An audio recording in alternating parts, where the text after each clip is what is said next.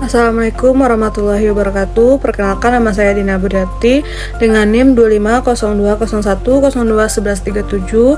Pada video ini saya akan mempresentasikan ujian akhir semester mata kuliah anggaran bisnis dengan judul anggaran penjualan atau sales budget. Mari kita memahami apa itu anggaran penjualan, tujuannya, faktor mempengaruhi, dan cara menyusunnya hingga contoh perhitungannya.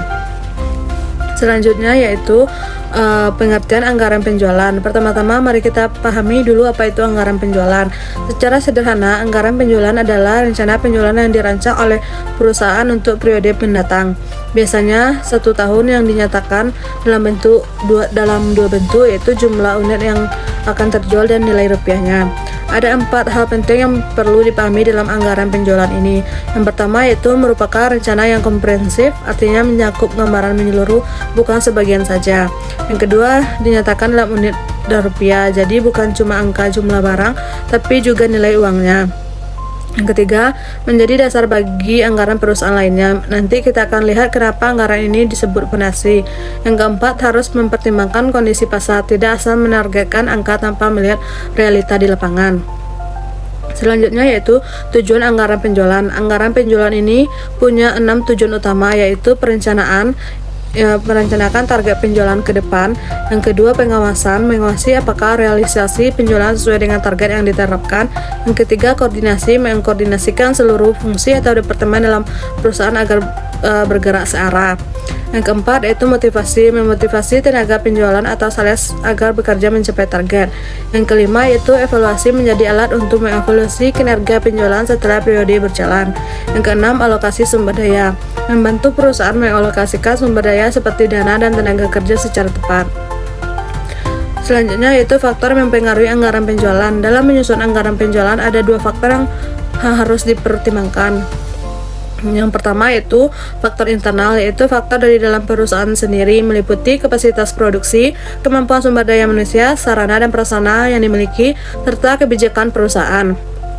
Selanjutnya itu faktor eksternal, yaitu faktor dari luar perusahaan yang tidak bisa dikendalikan secara langsung, meliputi kondisi ekonomi secara umum, permintaan pasar, tingkat persaingan usaha, dan peraturan pemerintah yang berlaku.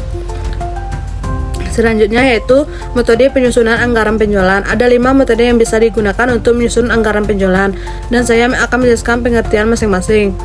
Yang pertama yaitu metode adjustment, menyusun anggaran berdasarkan pertimbangan dan pengalaman manajemen, biasanya mengendalikan induksi dan pengalaman para pemimpin perusahaan.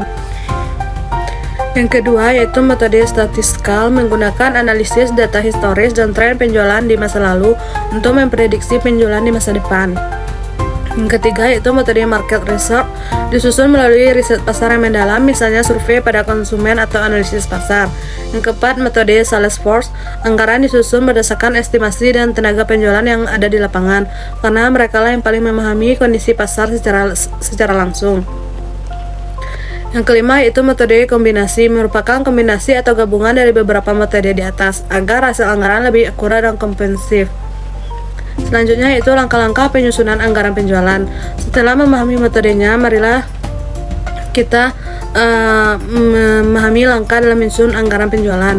Ada 7. Yang pertama yaitu analisis data penjualan periode sebelumnya, melihat data penjualan tahun-tahun lalu sebagai acuan. Yang kedua, identifikasi faktor-faktor eksternal dan internal seperti yang sudah dipahami sebelumnya. Yang ketiga, pilih metode penyusunan yang sesuai dari 5 metode tadi. Yang keempat, tentukan target penjualan baik dalam unit maupun rupiah. Yang kelima, alokasikan target ke masing-masing regional, produk, atau periode waktu yang tertentu. Yang ketujuh, yaitu review dan diskusi dengan departemen-departemen terkait agar target yang ditetapkan realistis. Yang ketujuh, finalisasi dan approve manajemen. Anggaran disahkan secara resmi oleh pihak manajemen. Selanjutnya, hubungan anggaran penjualan dengan anggaran lainnya. Inilah alasan kenapa anggaran penjualan disebut sebagai fondasi bagi anggaran lainnya di perusahaan. Anggaran penjualan berkaitan erat dengan anggaran produksi, yaitu jumlah produksi didasarkan pada volume penjualan yang ditargetkan. Yang kedua, anggaran bahan baku, kebutuhan bahan baku disesuaikan dengan rencana produksi. Anggaran tenaga kerja, beban kerja karyawan disesuaikan dengan target produksi. Dan anggaran piutang menjadi proyeksi penerimaan kas dari hasil penjualan. Dan terakhir, anggaran kas, aliran kas perusahaan sangat dipengaruhi oleh realisasi penjualan. Jadi kalau anggaran penjualannya meleset, semua anggaran lainnya ini juga ikut berpengaruh. Selanjutnya itu contoh kasus pada data PT Maju Jaya Industri.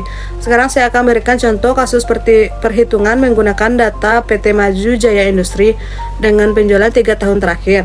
Pada tahun 2022 terjual 10.000 unit, harga satuannya 50.000, total penjualannya yaitu 500 juta. Total tahun 2023 terjual 12.000 unit, harga satuannya tetap 50.000, total penjualannya yaitu 600 juta.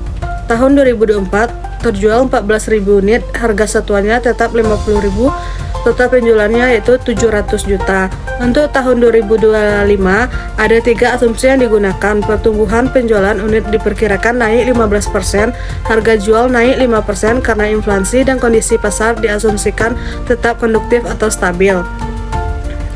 Selanjutnya yaitu contoh kasus perhitungan anggaran penjualan 2025. Mari kita hitung anggaran penjualan tahun 2025 berdasarkan data dan asumsi tadi.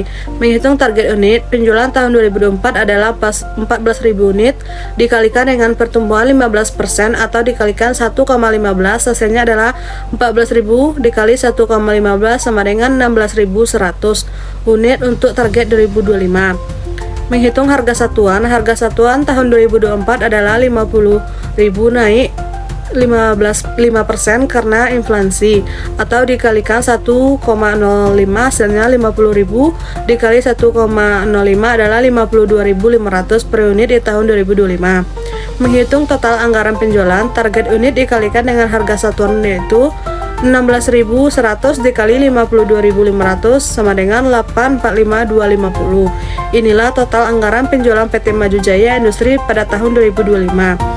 Perlu diingat, angka ini nantinya harus tercermin juga dalam anggaran produksi, anggaran bahan baku, anggaran tenaga kerja, dan seluruh anggaran operasional lainnya, sesuai dengan hubungan yang sudah kita bahas sebelumnya. Selanjutnya yaitu kesimpulan. Sebagai kesimpulan ada 5 poin penting yang bisa kita ambil. Yang pertama yaitu anggaran penjualan adalah fondasi bagi seluruh anggaran perusahaan. Yang kedua, penyusunannya memerlukan analisis data internal dan eksternal yang mendalam. Yang ketiga, harus disusun dengan metode yang sesuai dengan kondisi masing-masing perusahaan. Yang keempat, anggaran penjualan harus fleksibel dan dapat disesuaikan bila terjadi perubahan pasar. Yang kelima, implementasinya membutuhkan koordinasi antara departemen agar berjalan dengan efektif. Selanjutnya itu penutup. Demikian presentasi saya mengenai anggaran penjualan atau sales budget. Semoga bermanfaat dan menambah pemahaman kita bersama. Terima kasih atas perhatiannya. Assalamualaikum warahmatullahi wabarakatuh.